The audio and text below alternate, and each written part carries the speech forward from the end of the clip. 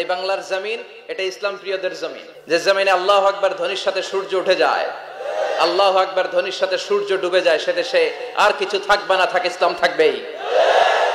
আর কিছু থাকবে না, থাক কোরআন থাকবেই।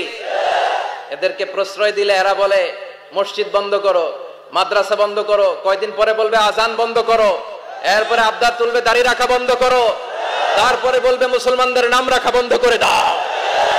এজন্য এই আবদার শুনতে মুসলমানরা রাজি নয়, চিল্লায় বলেন ঠিক কিনা? এদেরকে প্রতিহত করতে রাজি আছে মুসলমান? কারা কারা রাজি? দুহা উঁচু করে আল্লাহর দেখা। সূর্যরে ভেটকি মারলে সূর্যের কিছু হয়? কথা কন। সূর্যরে আপনি ভেটকি মারছেন, আপনার ভেটকি আপনার মুখে। এজন্য ইসলামের আলোকে ওরা নিভিয়ে দিতে চায়। আল্লাহ বলে কিয়ামত পর্যন্ত ইসলামের বিজয়কে আমি আল্লাহ সমুন্নত রাখবো, চিল্লায় বলেন ঠিক কিনা? কিন্তু এই ইসলামের কথাকে, এই শান্তির বাণীকে অনেকে সহ্য হয় না, আছে না নাই? এদেশও এরকম উল্লুক্কা পাঠা আছে না নাই? এরা ইসলামের প্রচার আর প্রসারকে নাম দিয়েছে মোল্লাতন্ত্র। কি নাম দিছে? ইসলামের বিজয় এদের ভাল লাগে না, ইসলামের গণজোয়ার অগ্রযাত্রা এদের ভাল লাগে না। আল্লাহ বলে মুতু বিগাইযিকুম, তোদের রাগ, তোদের ক্রোধ, তোদের আফসোস নিয়ে তোরা মর, ইসলামের তোরা কিচ্ছু করতে পারবি না, চিল্লায় বলেন ঠিক কিনা?